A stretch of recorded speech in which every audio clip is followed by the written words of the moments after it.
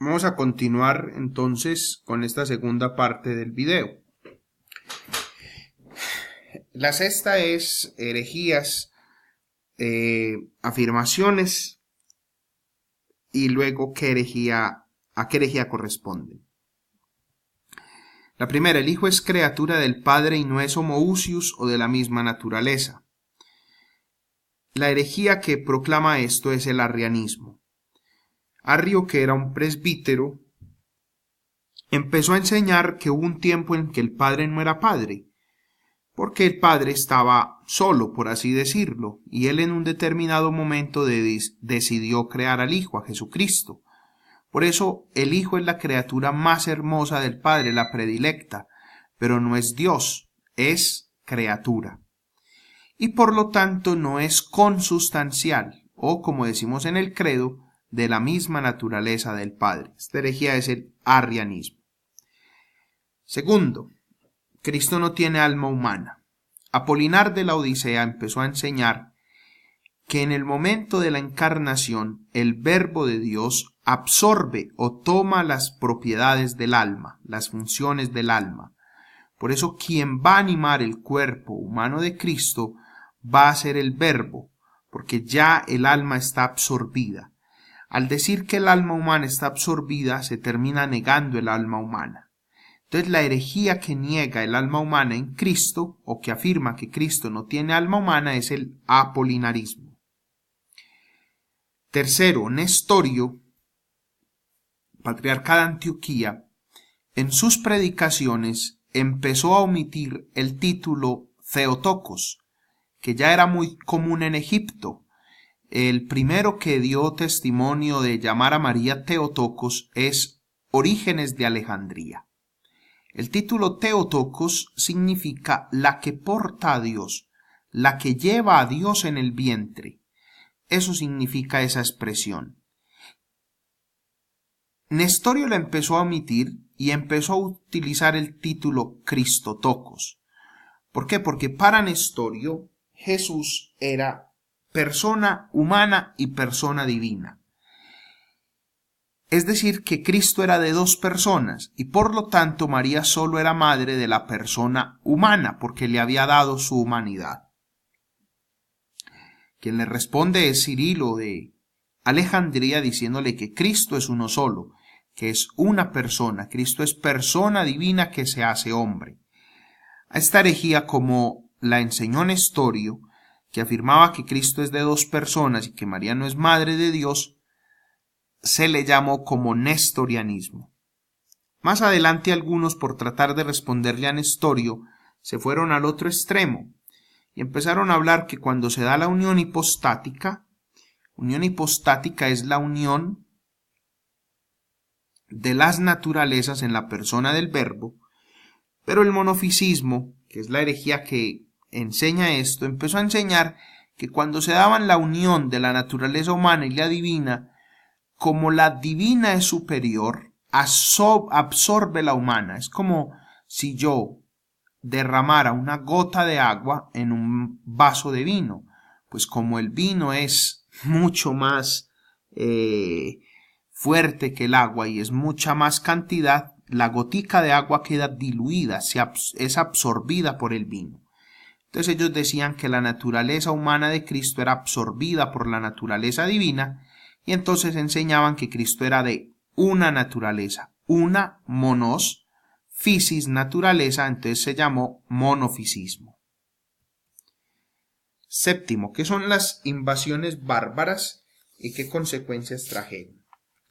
Las invasiones bárbaras son las incursiones de los pueblos que venían del centro y del este europeo, que empezaron a emigrar a raíz de varios factores, empezaron a incursionar en el Imperio Romano. Eran muchísimos pueblos, eran diferentes. Primero hicieron una invasión pacífica, pero luego en el siglo V fue violenta.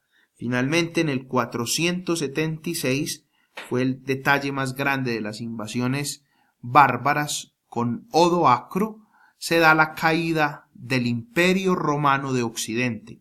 Ojo con esto porque no cae el de Oriente sigue funcionando, Recordemos que Teodosio, que fue quien dio el título de que el cristianismo es la religión oficial del imperio, Teodosio en el año 380 dijo esta realidad, declaró al cristianismo como religión oficial del imperio.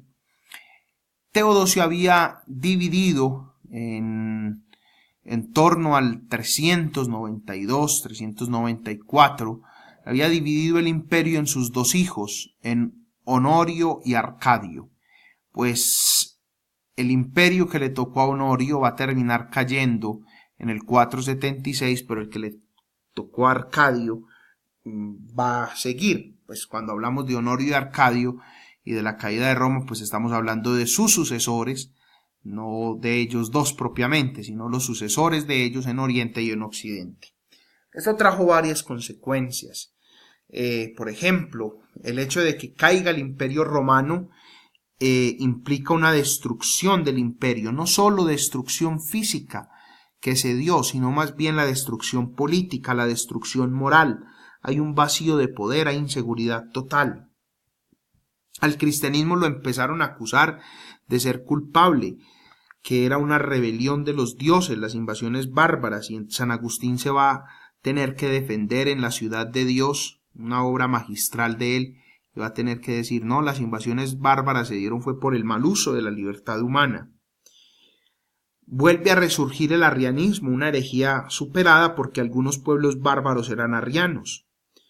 Para algunos, la caída del Imperio Romano de Occidente es el inicio de la época medieval. Se da el paso, otra consecuencia, se da el paso del imperio a los diversos reinos, como llegaron diversos reinos al imperio romano, esos reinos con sus reyes se empezaron a constituir, y eso es lo que va a generar más adelante los países europeos, lo que hoy llamamos países, que antes eran reinos, y fueron reinos a partir sobre todo de las invasiones bárbaras. El Papa va a ser una figura central, porque va a ser el principio de unidad, ya no va a ser el emperador, ahora va a tomar mucha importancia el Papa. El cristianismo se empieza a expandir porque empieza a evangelizar a los bárbaros.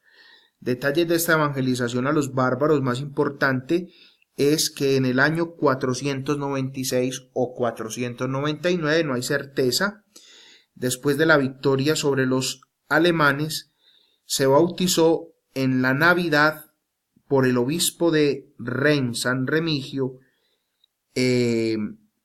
Clodoveo, el rey de los francos, fue bautizado, se hizo cristiano. Más adelante, el rey de los visigodos se va a convertir al cristianismo. Los visigodos van a abandonar la fe arriana que tenían y se pasan al catolicismo oficial. El rey acá que lideró todo eso y que se convirtió fue Recaredo. Entonces son varias consecuencias. El cristianismo se expande, es una de las más importantes. Pregunta número 8. ¿Quiénes son los anacoretas y quiénes son los cenobitas? San Antonio Abad funda el monacato cristiano. Con el deseo de recuperar la vivencia de los hechos de los apóstoles, muchos se van al desierto y empiezan a vivir allí la experiencia de fe. Unos eran o se llamaban los eremitas, porque eremita viene de la palabra eremos, que en griego significa desierto. Pero otros no decidieron ir al desierto, sino que prefirieron vivir, o aunque fuera en el desierto, no se dedicaron solamente a la vida solitaria, eremítica, sino que hicieron vida en común. Cenobítica quiere decir, cenos viene de koinos, que significa vida, koinos significa común, y vítico viene de bios, que significa vida. Entonces, cenobítico significa vida en común.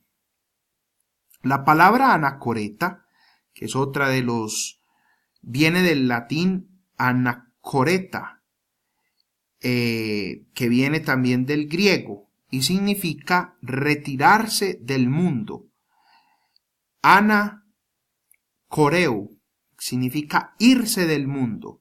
Entonces el anacoreta es el que se iba del mundo. Estos son pues dos grandes expresiones de la vida cristiana. Los que se retiraban del mundo, anacoretas. Estos que se retiraban del mundo y se iban al desierto, recibieron el nombre de eremitas, por eremos, desierto, y otros decidieron vivir, a partir de la experiencia de San Pacomio y de San Basilio, la vida en común y se llaman cenobitas, por el término koinos bios. Koinos bios significa, o de ahí viene la palabra cenobita.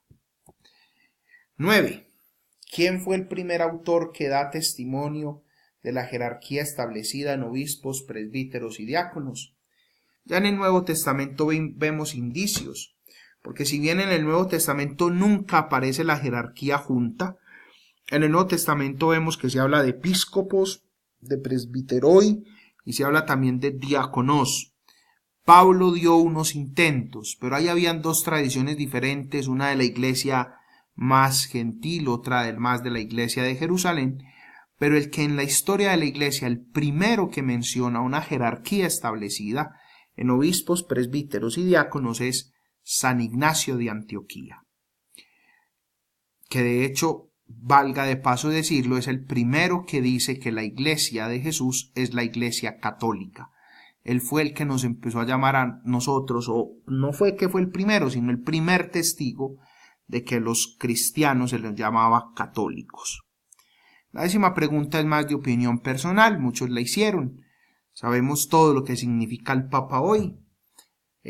Solo miremos la visita del Papa a los países, por ejemplo, lo que vino a Colombia, todo lo que significó para Colombia, y cómo el Papa hoy, que ejerce el primado de Pedro por ser el legítimo sucesor de Pedro, manifiesta la importancia que tiene el Papa para el mundo de hoy. Y quiero terminar este video.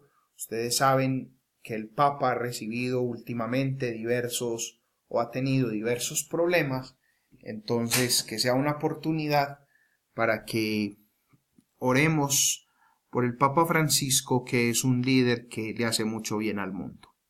Muy bien, esta es la respuesta al cuestionario. En el examen parcial las preguntas no van a ser tal cual, pero con este video pueden responder mucho. Por eso les pido repasar bien el contenido de la unidad y tener en cuenta el contenido que hemos resumido brevemente en este video, porque este video termina siendo para nosotros como un resumen de la historia antigua y que sea también una motivación para que se dispongan a estudiar la iglesia medieval y más adelante también, que lo veremos sobre todo en las últimas actividades, la historia moderna y contemporánea. Muchísimas gracias. Dios los bendiga.